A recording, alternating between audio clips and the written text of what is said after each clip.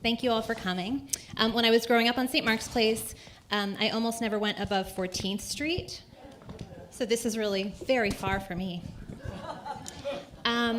So anyway, thank you so much to Fran and Lillian for putting on a really lovely festival. Have people seen the exhibit on the 3rd floor already? It's so beautiful. The Fred McDonough images they have are just remarkable.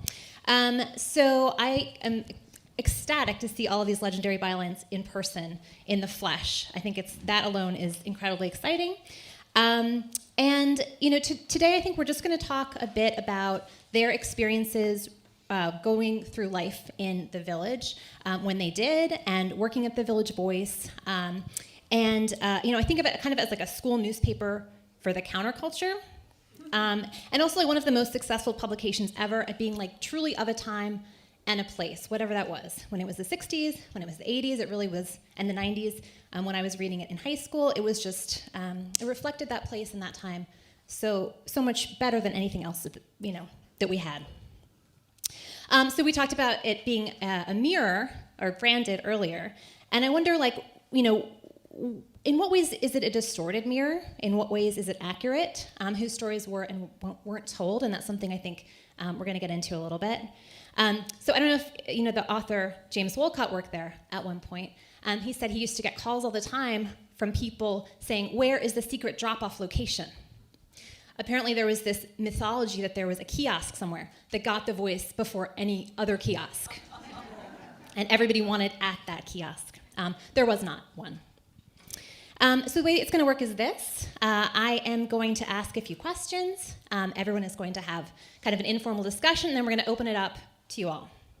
So I'm going to start, just by way of introduction, to ask each of our panelists, how did they get started at The Voice? And maybe, what was their first assignment there? So I'd like to begin with Richard Goldstein, if that's okay with you. And I'm going to read your bio and then let you talk. So Richard Goldstein was the arts editor and executive editor at the Village Voice until 2014. He wrote for The Voice starting in 1966, where his pioneering column Pop Eye covered rock music, and his column Art Beat covered the visual arts world in the late 1970s. His writing on LGBT culture and politics received an award from GLAAD. Goldstein is an adjunct professor at Hunter College, and his memoir, Another Little Piece of My Heart, My Life of Rock and Revolution in the 60s, was published in 2015, and it's lovely. And I think it's for sale here. So.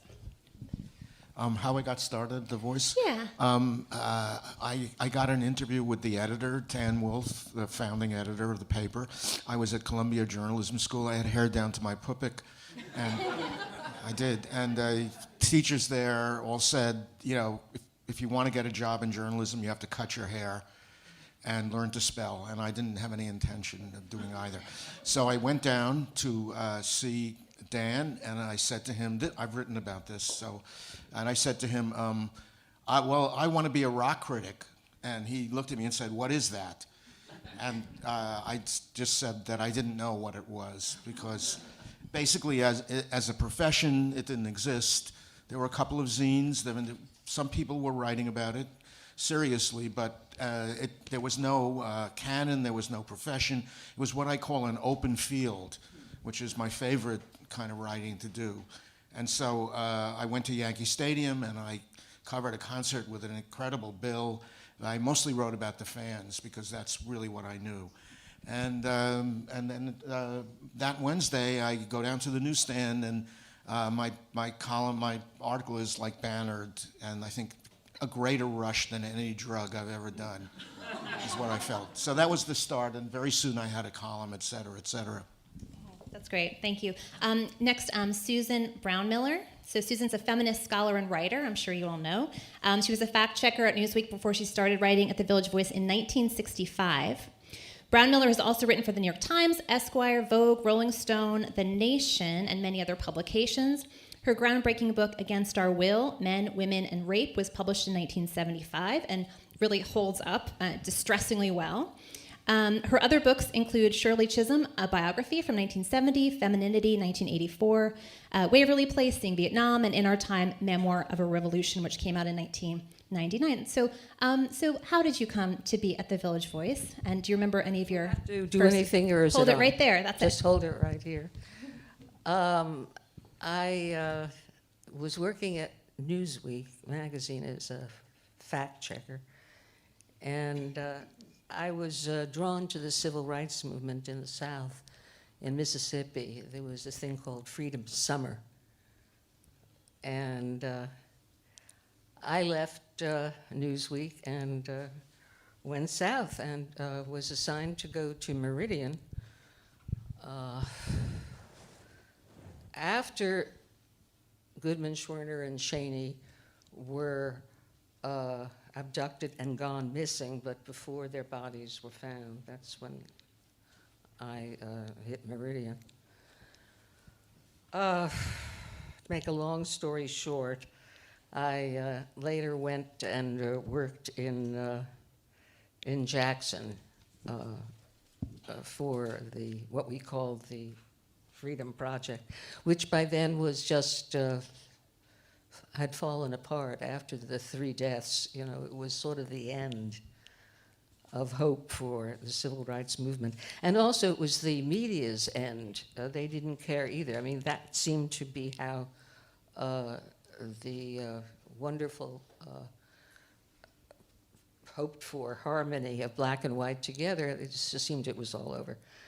So anyway, there I was in Jackson, and I found out that there were still some people in the movement trying to make a difference. And one thing was something called the cotton allotment elections, which is too complicated to go into. But I went with another volunteer, and we went to Panola County, and I wrote up this story because the mainstream press wasn't interested. So my friend Jack Newfield was working for the Village Voice then, so I sent him I mailed it to him, and I said, you know, my story that I wrote, I said, maybe you could use this in the Voice. And Dan Wolfe was very happy. He was very happy with it. That's wonderful. And it was printed. That was in December 1964. Amazing. I have seniority on this panel. I also have to say that one of my favorite pieces by Susan Brownmiller was in 1971. It was called On Goosing, where she describes being goosed on 8th Street while handing out flyers and then spraining her ankle while trying to kick her attacker, which I think is a sadly relevant analogy to what's happened to. Yes, I think those were my 2 most anthologized pieces. Mm-hmm, yeah. That's wonderful. Okay, Right. and then to move on now, Gregory Tate, hello, who has the best hat in the room, was a staff writer at The Voice from 1987 to 2003. His work has also been published in the New York Times, The Washington Post, Rolling Stone, among others. His books include Flyboy and the Buttermilk, Essays on American Culture, Midnight Lightning, Jimi Hendrix and the Black Experience, and Everything But the Burden, What White People Are Taking from Black Culture, which was published in 2003. He's also a musician and playwright with projects including Black Rock Coalition and Burnt Sugar. So can you tell us how you came to The Voice? Oh, sure. So it's like later 70s, I was at Howard University, and I was a free jazz nerd. And I started reading The Voice because of Stanley Crouch, because he was reporting on all this exciting stuff they were calling loft jazz at the time. So that's how I became a Village Voice fan. And then my good friend Talani Davis went to work for the paper, I want to say around 79 or 80, and as a fact checker, but then she started writing. And I thought, you know, her pieces were really exciting as well. And so she told me, yeah, you need to send something. You should send something to the music editor, Robert Christgau. I said, okay. So it took me about a year to work up the nerve to do that. But I went to see a show of Nona Hendrix at local punk rock club, and got inspired and wrote this piece pretty much on the train ride home, and just stuck it in an envelope, put a stamp on it, sent it to Christgau, and he called me up, I guess a couple of days after he got it, and he said, I can't use this, but the more writing like this I get in the paper, the better I'll like it, you know. So he gave me my first assignments, and we were off to the races. That's great. I started out in the early in my career having to mail things, and it seems so much like 1,000 years ago. The putting things in envelopes. Guy Trebay, hello.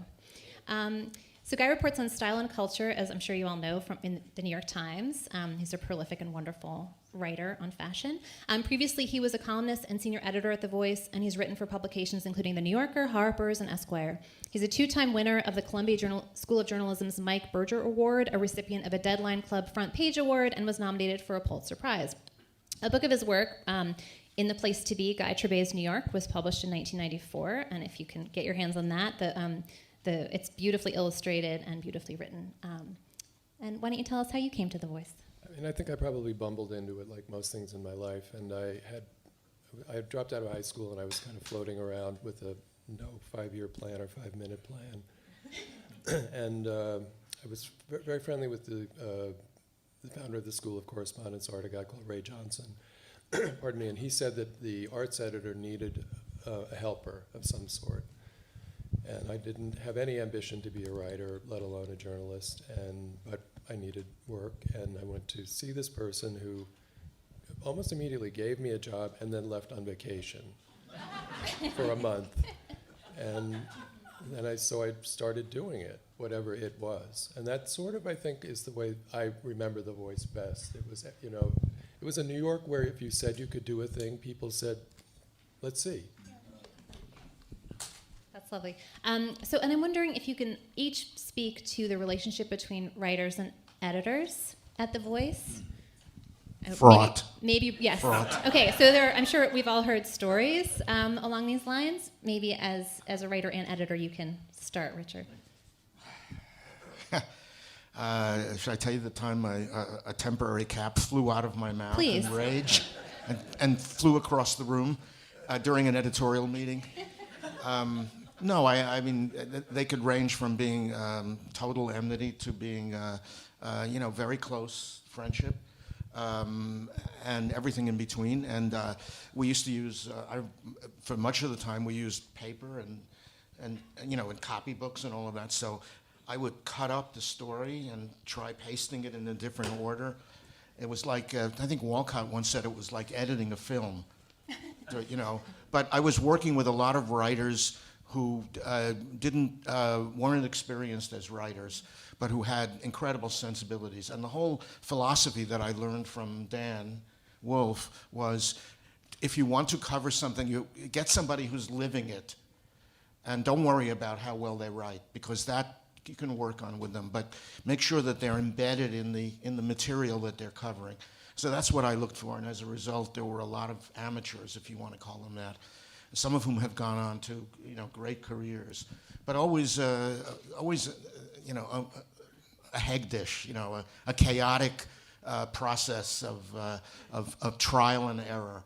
And in the end, I should just add that the writer always got the writer's way. You could yell and scream. If the writer wanted to use a racial epithet or a sexual epithet, you could scream at them, but they would make the decision. And it was really, in the end, up to the writer what to do. At least that's how I remember it. Writers may remember it differently. Any other writers remember editors getting their way occasionally?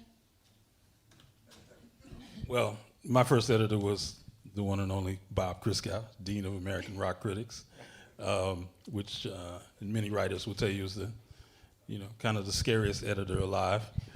Because Bob gave grades to albums, A, B, C, D, F sharp, And still does, I think, right? Doesn't he have a blog where he does that still to this day? But that's the way you felt sitting there. You were kind of waiting for judgment to come down. And, he'd start off in edit saying things like, well, this piece of shit, I don't know if we can even make it publishable. But then he'd work through with it. And then, you're talking about archaic editing processes. So you would bring in your typewritten manuscript, and you'd hand it to him. He'd make his notes, and then you both sit there, for a grueling process of going through it line by line. But as Richard said, the genius of voice editors was that they brought you as far within line of the style and grammar book as you wanted to be, And I was kind of notorious for making up words and making up syntax, and And Bob would figure out a way to allow that in the paper as long as it made some kind of sense to him, you know. But yeah, I mean, I had never been edited before then, so I learned what editing was, and a lot of what I learned from him allowed me to write publishable stuff in this era when there are very few editors left. So you kind of have to be your own Bob Christgau now in a lot of instances. That's great. Susan, did you have any experiences with editors that you want to share? Who's that, for me? Oh, yeah. Mm-hmm. Who was your... Well, who was there your... was very little editing, Yeah. which was nice. You know, I owe everything to Dan Wolfe, who was the editor of the Village Voice, the editor, when the paper started and started to grow exponentially. It was just unbelievable that by, I was there, in the 60s and 70s, it was just becoming a behemoth, you know?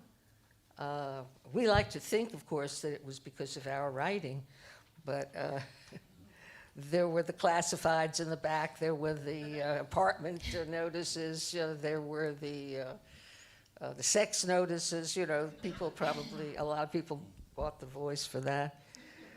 But among them, you know, I was around when feminism started. And I always felt that, except for Nat Hentoff, the Voice really was pro-abortion rights. There's no doubt about it. But then Nat would, you know, had a column. I never had a column. I was a street reporter. You know, Nat would fire off his answers. In fact, I think most people, you had a column, right? Yeah, you had a column. Yeah, so they could write whatever they want. I had to scramble every week to get my stuff in. And for $75, I had a... You got $75? I got 20. You're kidding! I'm so happy to hear that. Really? I thought you columnists all got more money. But I had to scramble for it, and I had a category, you won't believe this, I had a category at the unemployment insurance office called partially employed, because, swear. That's the writer's line.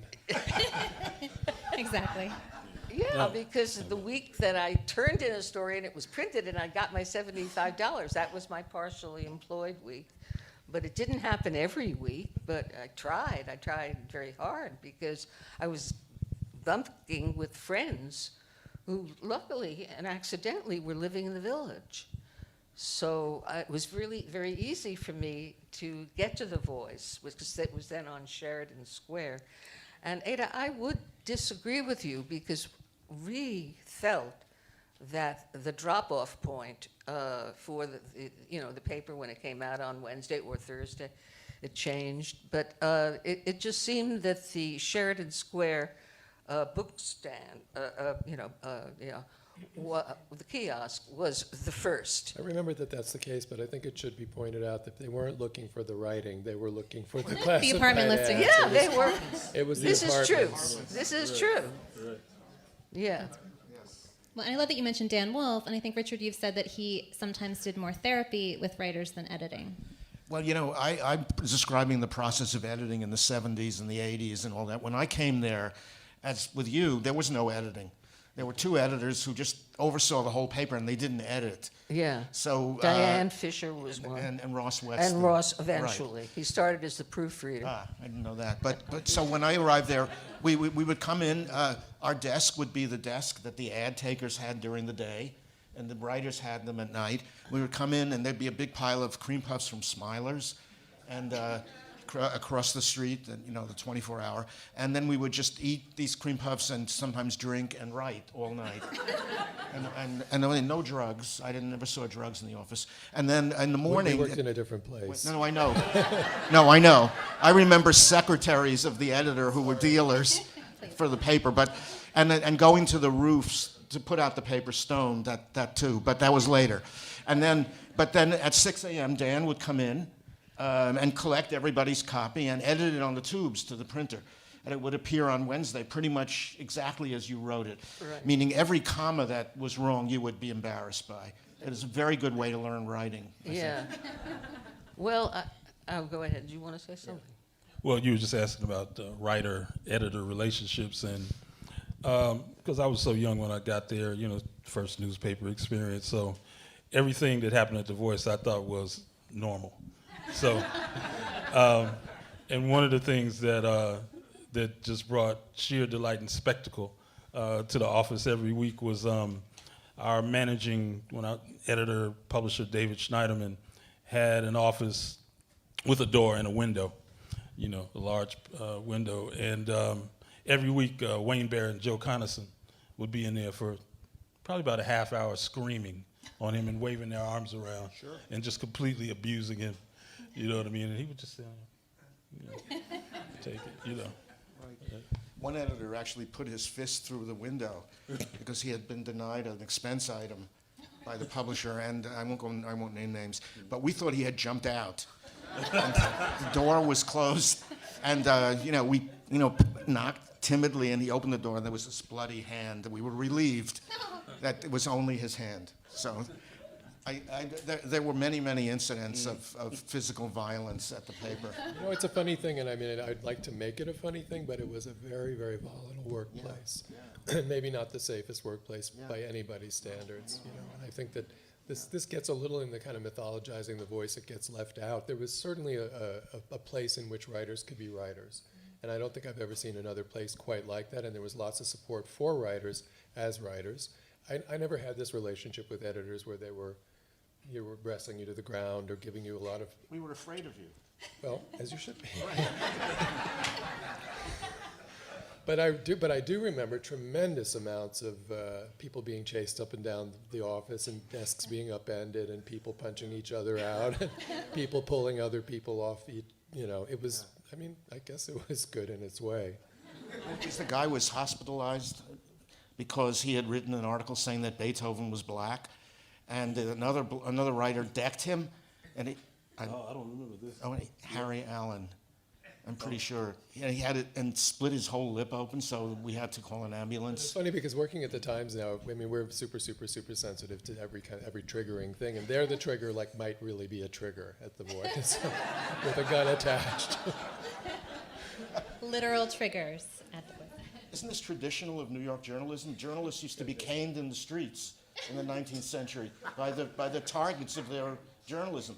They would be waiting outside the office with a cane and would beat them. Well, at the hip hop magazine, The Source, that did happen. They had to put bulletproof glass up in the office, and a couple of writers did get beat up right outside of the office. Yeah. Mm-hmm. But also the Village, I think at that time was so surreal. And I mean, I had a similar experience of growing up there in the early 80s and thinking it was completely normal that everybody was sleeping in the lobby and people were nodding out on the street and people were screaming all night right under my window. And I went to Ohio for the first time when I was 12, and I'd never seen a kiddie pool or carpeting or a root beer float. And I came back, I was so mad. I was like, how did you not show me these things?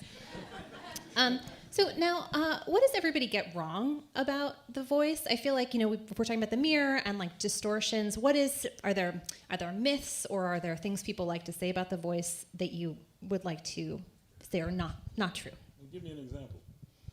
Well, I think there's certain people who are maybe valorized, early in The Voice history. So maybe a Norman Mailer, these sort of a lot of straight white male glory stories about early Voice days. I can say it was a crap place for gay people. Okay, thank you. It was crap. Yeah. And it got a little bit less crap, but it was super and very overtly homophobic for quite a long time. Mm-hmm. And finding a little space there, thanks to writers like Arthur Bell, gradually, some space was made for this experience. And I mean, feminism had its real estate in the Voice from the start, importantly. But I don't really feel that when gay liberation happened that there was necessarily an accommodation for that, or if there was, it was grudging. The bathroom graffiti alone was memorable. What was on the bathroom? There are a lot of homophobic stuff. And there you were working among progressives. Everyone was progressive, and on this issue they were Neanderthals. And so it certainly freaked me out a lot, and it made me very unbalanced, which I acted out a lot at the paper because I was in a state of horror most of the time. So I agree, it was rough. But they also had some, I mean, this is maybe a little kind of overstating, but when finally gay people started to have a voice within the pages of the Village Voice, there was a disposition to favor a kind of writing that was gay writing and about gay subjects. And it wasn't a fully authorized presence for quite a while in my experience there. You know, you weren't at parody. I mean, oh, go ahead. No, go ahead. Yeah, I mean, I don't know anything about a homophobic voice, you know, because when the younger black writers started to come in, many of them were queer, you know. But I also just remember that because of kind of the uptick in coverage of gay community in New York, if I tell somebody uptown that I wrote for The Voice, frequently somebody say, "Oh, you write for that gay paper." Yeah, that's what I would hear. You know, I'm working for a fag newspaper from the political writers sometimes. That kind of proves the point as far as I'm concerned. You know, sort of the percentage-wise, the amount of coverage that related to the lives of gay people was quite small. Well, I'd like to say something. I felt that the Village Voice was never one big happy family. I mean, that's a myth. Talk about myths. The writers were really competitive with each other, as we sort of had to be, because it was important to get the front page, you know. So there was a lot of carping, you know. The first watering hole was the Lion's Head, which was in Sheridan Square, just on Christopher. It was just very close to the Village Voice office, and that's where I didn't really fit in because I was never much of a drinker, but it was a very macho bar scene at the Lion's Head, and people were crapping about, she got the front page with that story?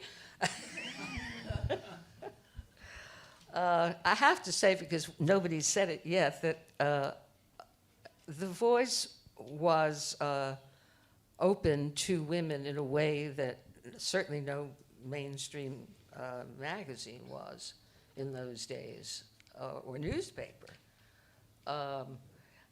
Maybe some of it had to do with the fact that we were all paid, you know, so little that women would take that and, you know, and hopefully have, you know, other income from a husband or boyfriend or whatever. I don't know. But the number of women at The Voice was really extraordinary. But I'd like to locate that in The Voice, and I certainly am super grateful to The Voice, and The Voice made me in a lot of senses, but The Voice existed within a context that itself is gone. And I think that the city of then and the cultural climate and the political climate of them was really much more productive of The Voice than The Voice was making anything, from my perspective. Well, I think we should, you know, for those who maybe don't know, that the vision that Dan in particular, and also Ed Fancher, had, their vision was to wipe out the bosses. Carmine DeSapio, you know, he was the political leader in the village, and Ed Koch was running against him, you know. And I think that the politics of the founders of The Voice really went no further than that. But as times changed and as, you know, decades moved on, The Voice became reflective of these later decades too. And that's natural. Yeah, and you make this point of that Yeah. there was this interweaving from the start of writing about culture and activism. Do you all have watershed moments where you feel like those two things intersected? What are the two things? The two things are culture and activism. Well, I always bounce back and forth between political activism and writing. I mean, that was characterized my life for a very, very long time. I organized events that were, I organized. Well, first of all, I wrote the first article ever on the Red Stockings Abortion Speak Out. Yeah, the first time that women in New York or anywhere actually had called a meeting at a church in the village and talked about their experiences, mostly with not being able to get an abortion. And that story I know was picked up by the LNS, Liberation News Service, and it went around the country, so that was real helpful.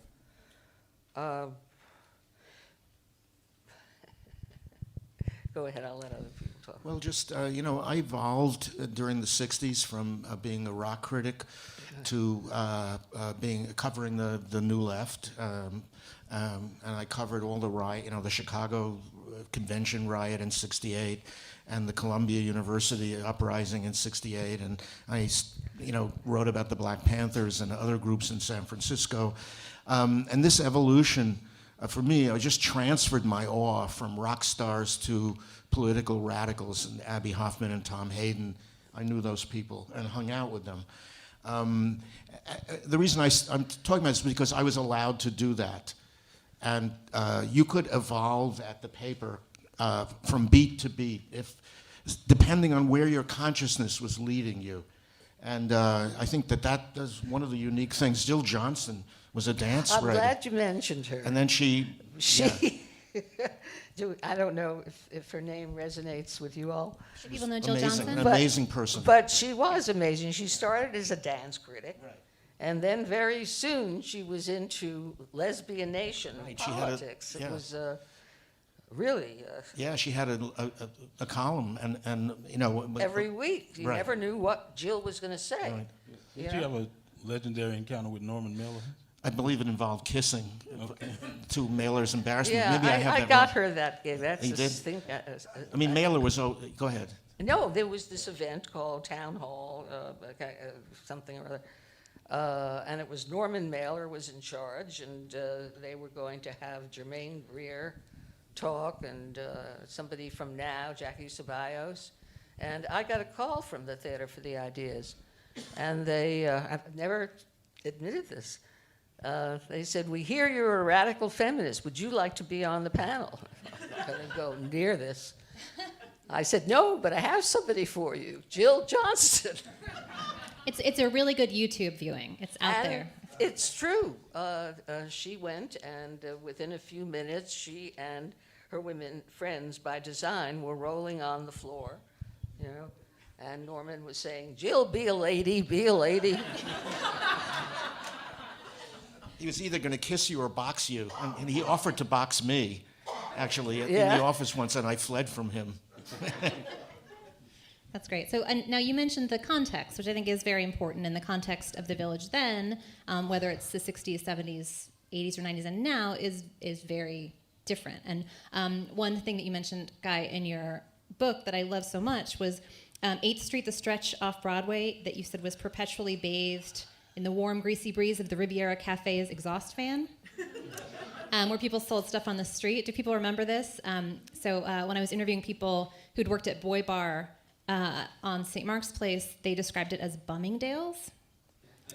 Bummingdale's, like Bloomingdale's, because they would buy a lot of clothes there. So I'm wondering if you can each talk about, was there a place, like you mentioned, the Lion's Head, was there a spot in the village that to you really epitomized the era that meant a lot to you? Which era? whatever meant most to you. So I should say, like, when I was working on my book, I interviewed a couple hundred people who had lived on St. Mark's Place at various times, and they almost all said there was like one moment that was really phenomenal, and I'd be like, oh, what year was it? And they'd say, like, it was obviously 66 or 82 or 2017. They always had like one year, and it was almost always when they were 19. It's funny because I don't like, I mean, maybe I'm being bolshy or something. I mean, I don't really locate the Village Voice in the Village, and I never did. I mean, Interesting. So I don't have I never was a Cedar Bar person or the Lion's Head, or it felt to me like the Village Voice was a notion that was like a passport to all parts of the city, and that was the richest part of the experience for me. And Sylvia Plahy and I would get in a car every week, and and I can't believe that you could even have such a thing as a column in which you never knew what you were going to do, and you would get in a car and go to the South Bronx or go to Coney Island or go to any part of a city that was fairly run down. I was late 70s into 80s, and kind of wonderfully, magically open, and with lots of margins and lots of things happening in those spaces, all those liminal spaces and interstitial spaces where I can't, now everything, of course, has been, it's mauled out and theme parked, but it feels to me like the Voice was much more emblematic of that than it was of a place or a hangout or anything like that. I guess I often used to look for where Fred McDarrah was and try to follow him, because he had the most amazing nose and legs of a journalist. He knew exactly where to be, so I would often follow his lead to go to places. But the place I most remember was the sidewalk in front of the office where we gathered during the bomb threats, which surely you remember. It happened several times a year. Several times a year I would have to go to the writers and say, stop smoking dope, the police are coming. And we would all have to vacate the office and stand on the sidewalk for like an hour. Once somebody sent a champagne glass to it might have been you, as a kind of a gift. and it broke in the box, and so the guard thought it might be a bomb. But so many people hated us and threatened to bomb us that we would end up on the sidewalk, and those were highly social occasions, I think. Well, it's interesting because I was living first in Brooklyn and then in Harlem, but up until the last 10 years or so, I probably spent more time in the Village than I did uptown. And two cornerstone institutions, certainly for myself and my Black Rock Coalition cronies, were CBGBs, which completely embraced us, coming in and taking over the space. We do these all Black programs for 3-night festivals for 3 nights running. So Hilly Crystal, really, really important person in terms of that. And then Linda Good Bryant, who's now kind of having a victory lap around the art world. She had a space called Jam, and she was the first Black woman to have like a major avant-garde conceptual art gallery in Soho. And she gave us our first kind of meeting space for about the first 2 years. So you had people who really represented the best of the spirit of the Village at that time, really, opening their doors to wild-ass young people wanting to tear shit up. Well, what I remember most about The Voice was what a really bad writer I was when I started writing for The Voice, and how out of step my writing was with a lot of the others. I was afraid to use the I pronoun, and that The Voice is known for I.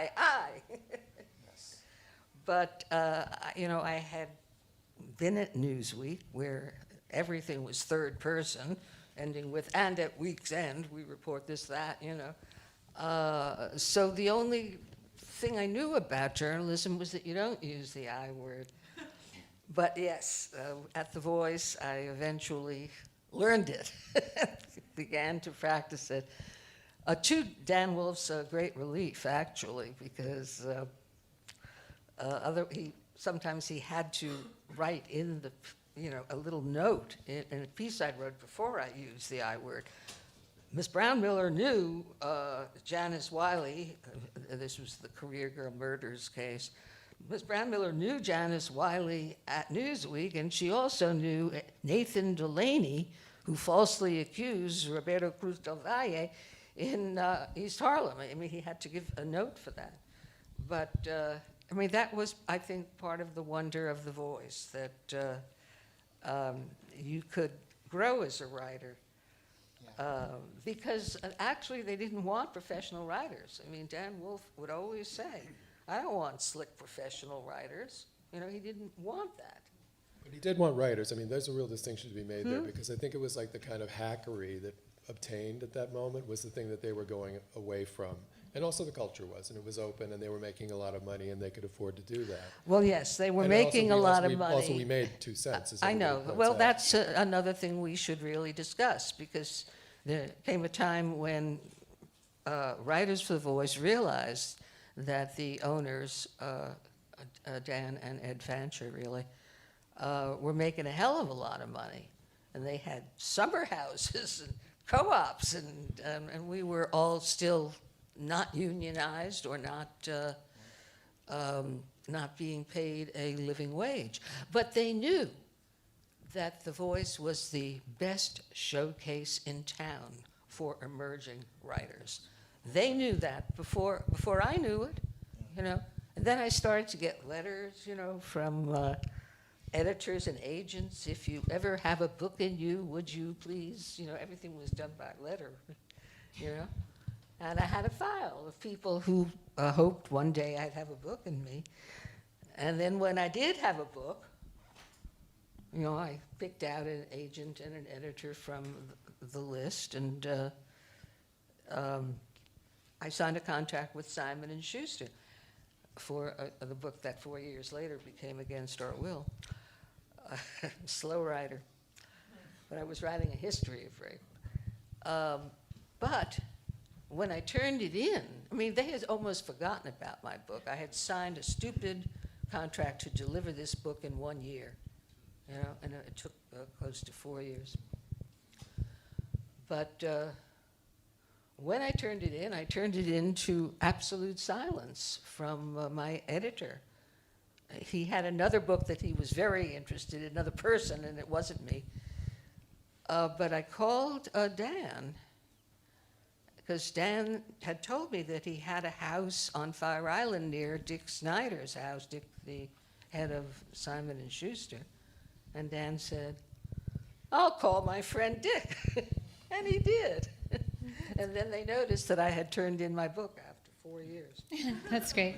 So we're going to have to open it up to questions pretty soon, but I want to ask one more question so you all can think in the next 5 minutes about what you want to ask these writers. So we talked about the beginning, we've talked about the middle, and could you each maybe speak to the end of your time at the Village Voice, or the end of the Village Voice period? Oh, well, I sued the paper. Right?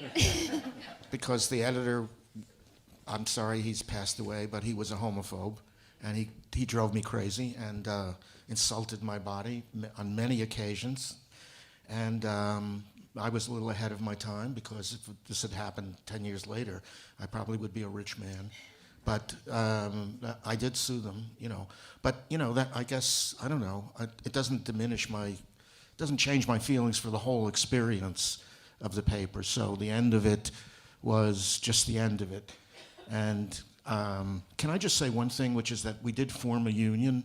I think it's I know this is not your question, but and we did it when Rupert Murdoch bought the paper, because Rupert Murdoch, and so we went to the Newspaper Guild, and they said, well, we can't represent freelancers, so we'll represent just the staff.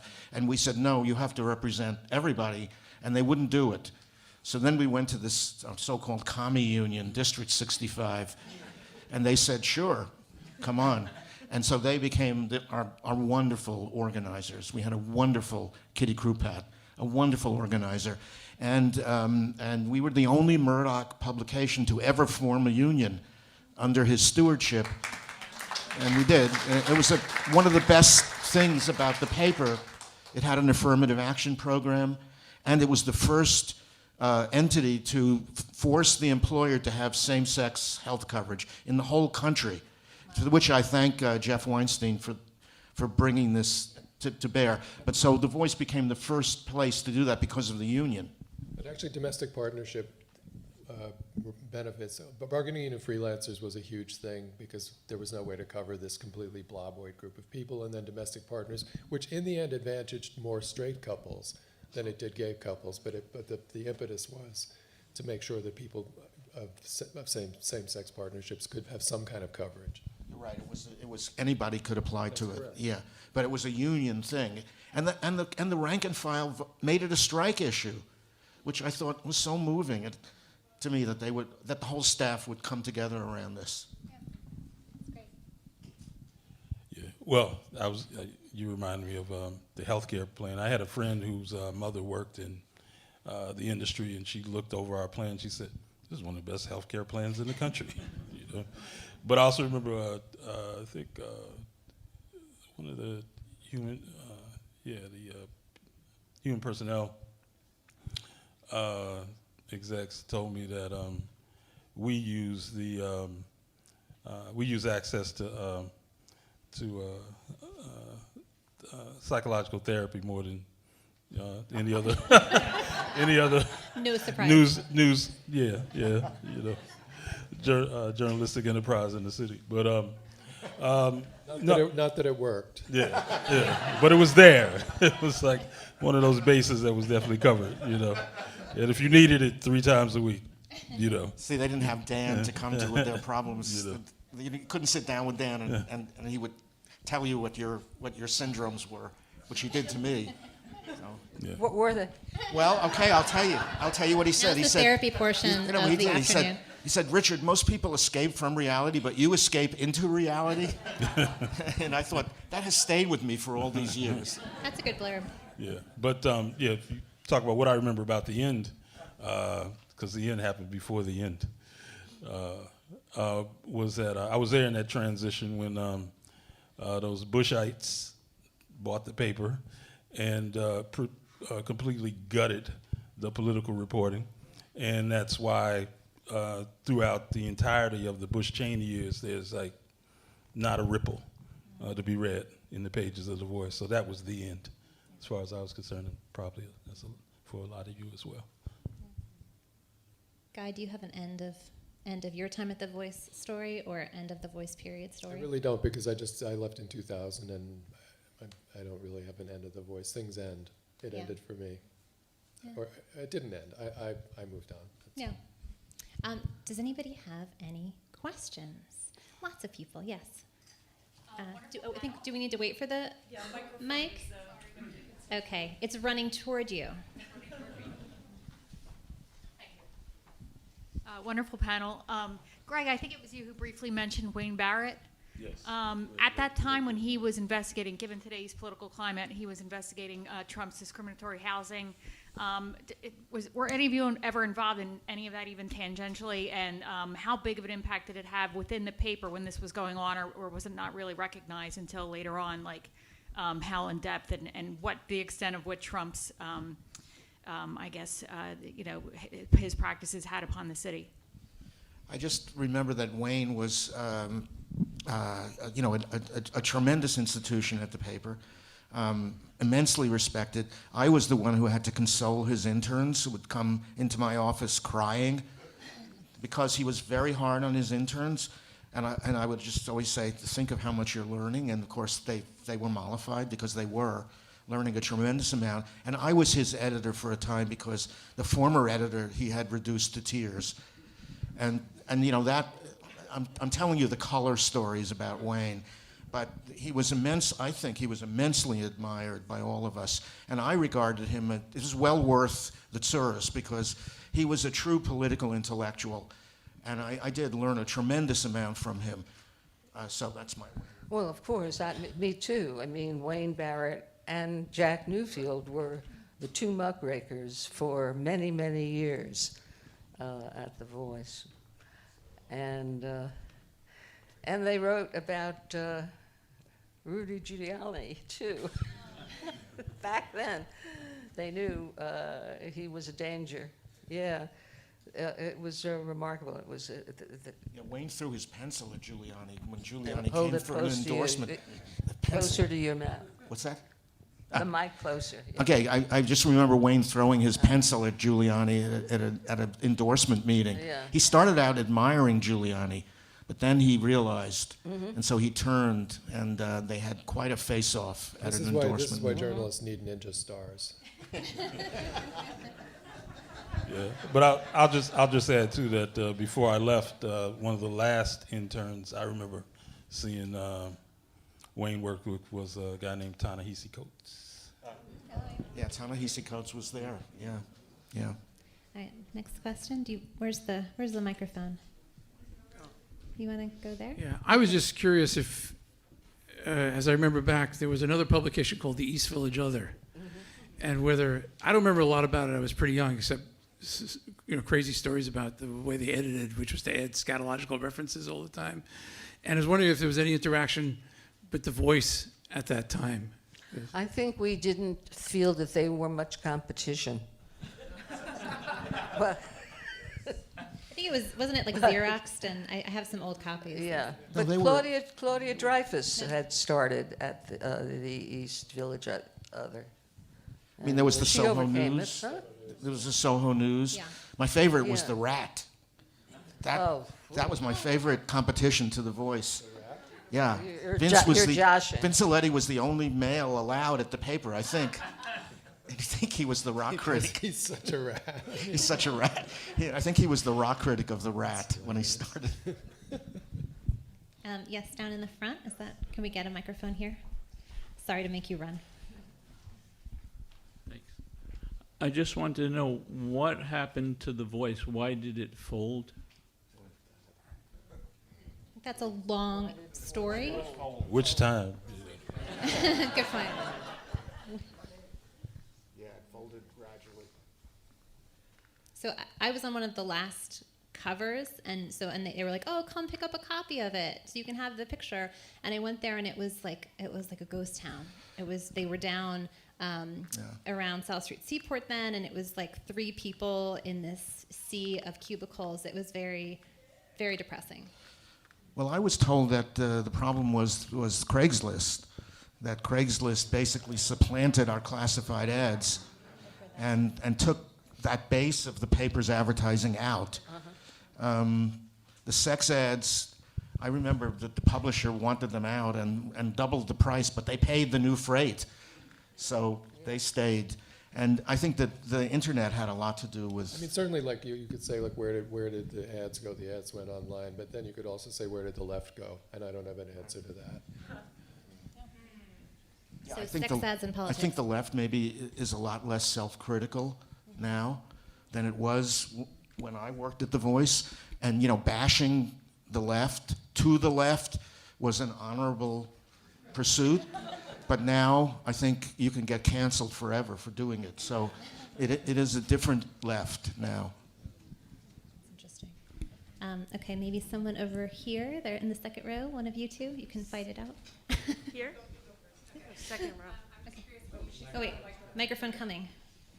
Thank you. I'm curious, when you guys first started, did you make enough money at The Voice to support yourself, or did you have to have like a side gig? There was some of this talk backstage. Yeah, I was just telling them that when I moved to the city in '82, I found an apartment in Fort Greene, and I could basically pay my rent writing 2 record reviews for the music section, and still have money left over for pizza and falafel and ramen noodles. The sound you hear are all the young journalists like weeping in the back row. That is not true anymore. I mean, I was well paid in the long run, so I don't have any complaints about that. I did notice that writers stole pens, toilet paper, bulbs, all had to be put under lock and key. And any kind of china that anyone was stupid enough to bring in for the meals that they gave us when we had to stay late. No, I had a mentor in D.C. that told me writers need institutions. But it wasn't until I got to The Voice I realized, writers need office supplies. That's good. Susan? Well, I Something that I think about a lot is that not all the voice writers could write in long form. They could write short form, an article length. And some just couldn't master the the skill and put the time into a full-length book. Yeah, so that was always something about. I'm always a little bit leery of this because it sounds like geezer gab, but it's like the city was so different. The idea that you could have a $75 a month apartment and split it with a buddy, and I mean, and it wasn't uniquely oneself. It was, and so if they were paying, let's say, probably $10,000 a year salary, that was pretty adequate. Yeah, I think my parents' place on St. Mark's Place was like, it was either $175 a month or $150 if they painted it themselves. Yes, maybe right next to you. Oh. I can speak. Okay. Okay. Yeah. I want to know if you want to speak to the quality of fact-checking in the Village Voice, because I had an experience in 2001 where I was interviewed by Jennifer Gonerman because I had been a juror who helped a guy trying to get a better second trial. And she recorded the interview and everything, was very careful, and I got calls for fact-checking. Later on, I was the New York Times person. I don't think their crime section is very good. Anyhow, never even recorded anything, never even took notes, and completely got it all mixed up when she wrote it. So there, in that particular case, the Village Voice was head and shoulders above the New York Times. But in a lot of ways, I think this gets left out. The Voice was very, very, very professionally organized. I mean, there was nothing like willy-nilly about the structure there, and things were properly edited and properly fact-checked. It might have been looking like, Exquisite Corpse or something, or, clipping and throwing it in the air. But really, the structures were strong. So yeah, we had an incredibly active fact-checking department. I know because I made errors in my book without it. So I know what a difference they made. And then we had an attorney, Victor Kovner, who had to put up with the most outlandish kinds of things. Can I tell a slightly obscene story? Who's against the obscene story? Does anybody need to do earmuffs? So I wrote a piece about Harvey Milk, a very famous gay politician in San Francisco, and I get this call from Victor saying, Richard, how do we know Harvey Milk was gay? Because that's a standard libel question in those days. And I couldn't believe it. And I said, Victor, I fucked him. So there was this like pause. And he said, Richard, I'm serious. All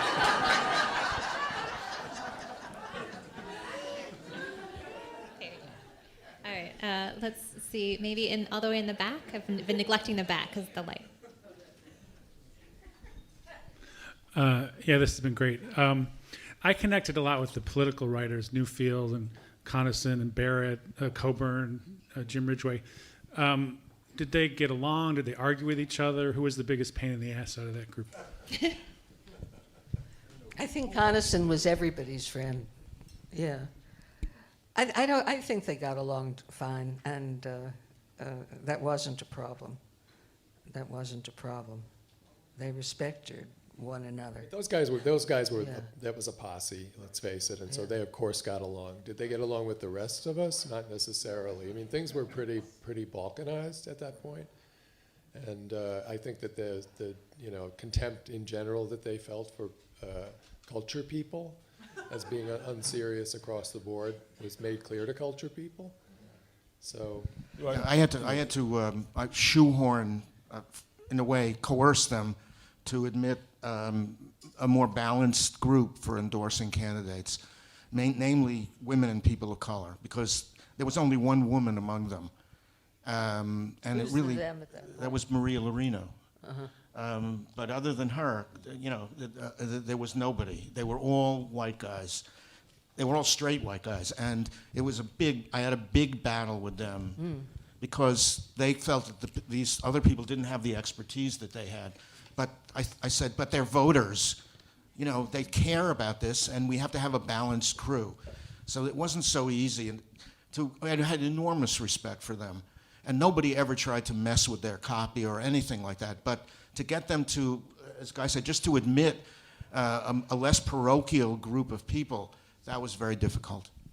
Well, I remember they had a dedicated first 20 pages of the paper. So some of those arguments that you used to see going on in Shinerman's office were about some artsy fartsy piece that had taken up some pages that they wanted to extend some expose they were working on that week. So.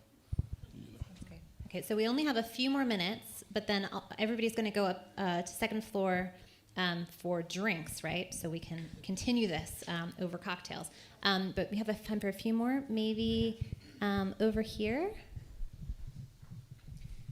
There was a part of what The Voice did that you haven't talked about. I spent my life basically as a community organizer, involved with a citywide coalition of small neighborhood groups that were doing daycare and early childhood, and then another coalition started by Ruth Messinger that was hundreds of small community organizations throughout the city.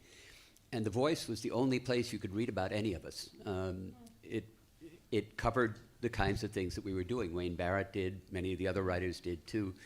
And it was a great boon, I think, nowadays of the Times with its, quote, metropolitan coverage, unquote, which I don't think has ever been to Bedford-Stuyvesant except to talk about the new brownstones being renovated there. So that was an aspect of The Voice that I remember, and that, of course, everybody I knew read The Voice way out in the boroughs because that's where you could read about these things. It was a great thing. That's how I first came across my guy, my husband, I have to say, with a sense of shock, because he was on Jack Newfield's good guy list as an organizer. So I'm aware of that. Best Jack Newfield call ever, I think. That's nice. But it is true that that's sort of missing now. There isn't the same kind of small town coverage. Like New York Magazine doesn't do it, like maybe some blogs, but it's not the same sense of community. I think that's a good point. Who else needs to, maybe somebody on this side? Yes, please. Just a logistic question. I'm sorry for the ignorance. Please. I didn't know, is it a free paper? Was it a free paper? And how is it distributed? How widely do I have to sit here? It went Did you get free. a subscription or did you have to pay at the No,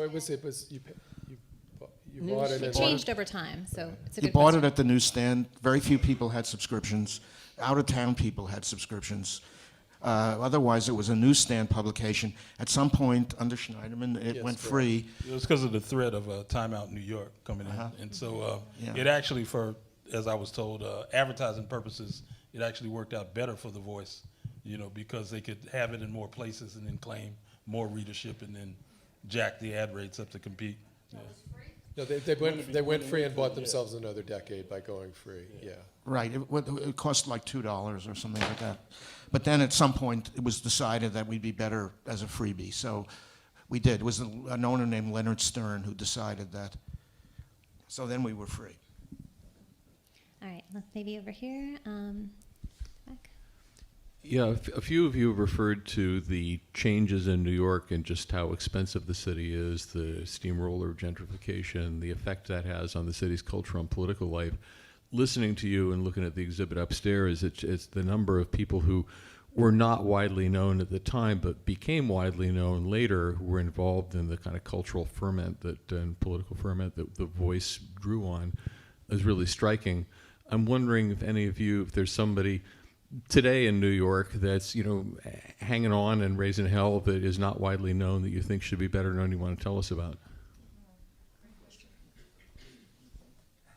I kind of ask myself this all the time, and I'm very fearful of looking at it that way, because that was the joy of The Voice for me. Because when I went to this culture section and was kind of given this amazing hunting license, as they called it, to cover all that stuff, this unbelievable efflorescence of culture that was happening in all kinds of ways, and everyone who is now considered a master, so many people who are the masters now was in some little loft or some little anything throughout the city, and I think I would hear about it if it were happening now, but then I fear that I must not have my ear to the ground in the right way.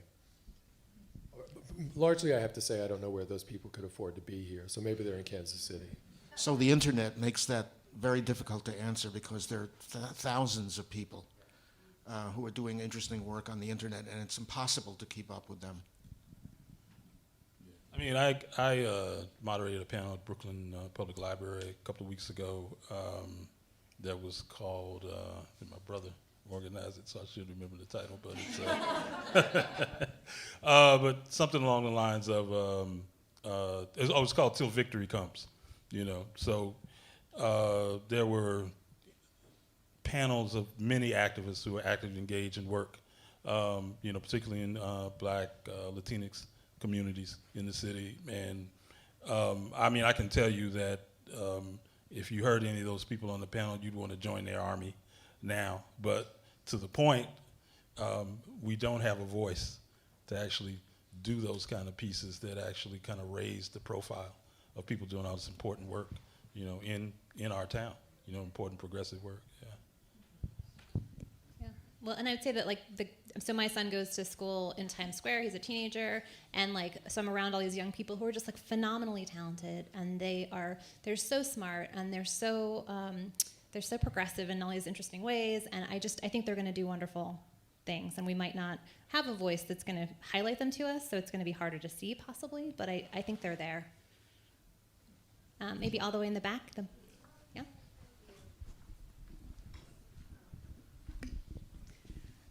Speaking of culture, I know that The Voice was instrumental in the Obie Awards and starting with the off-Broadway and off-Broadway world down there at the theater, correct? Did you guys write for that as well? Any of you up there? Extremely important, and thank you for filling in something we didn't. No, that's okay. I'm one of those internet people that have something called Socially Sparked, and the Village Voice has totally sparked our lives. So that's why I'm here, because you influenced me. So. Yes, there's no doubt that a large portion of the readership read the paper to find out what was going on off Broadway, and The Voice was the place for that. All right, I think we might have time for like one more question. One more, and then we can continue it over drinks. Who wants to end us on a nice note? Anybody over here in this side? I don't know if it's a nice note, but no pressure. There hasn't been too much talk about story, and to your point, Guy, I'm curious about what did you learn, each of you, about story structure, reporting, editing, that was invaluable, that's still a part of your tools of the trade today? Learn from The Voice? You know, I think that if I were going to be honest, I think the thing is what the brilliance of the editors of The Voice is they saw talent and they cultivated talent. And I don't really believe that it can be taught, writing. So I think that they, you know, some technical stuff, and one developed skills of. I mean, I literally backed into this. I had no idea that what journalism was. And a former colleague was remarking earlier on that I used to walk around with. I took notes on a legal pad. You can imagine how. Incognito that would be. Well, I would add something, and that's having a friendship network. When I got to The Voice and I was told, listen, you won't be covering this because these people cover that, and you can't do that, and you know. But I had friends who were connected to stories that weren't going to appear in the New York Times. I mean, it had to be under the radar. And they would give me tips about something that was happening somewhere or another. And that was just the ideal Voice story for me. I mean, one friend told me that she knew, and so did some of her friends know, this undercover police officer who had infiltrated New York Core and tried to lead them toward very destructive acts, you know. So that was a big hit for me to be able to tell his story. I mean, I learned that I had a voice as a writer that was distinguishable, because when I would get assignments or calls for assignments from places like the New York Times, they would say, can you write in a way other than your voice style? You know, and that's because that license to ill was cultivated at The Voice. Well, people always thought I was tall from my writing. And I'd often be told that. I mean, here's how I learned what I learned most from the paper was to be I was sitting next to somebody on the subway. They're looking at my article. At a certain point, they go, and they turn the page. And I say, what made them turn the page? And that was, I think, the greatest lesson that I learned. Great. Well, I think we have our boss, Fran, coming up to say goodbye to us now. It's a perfect note to end on, reading The Voice on the subway.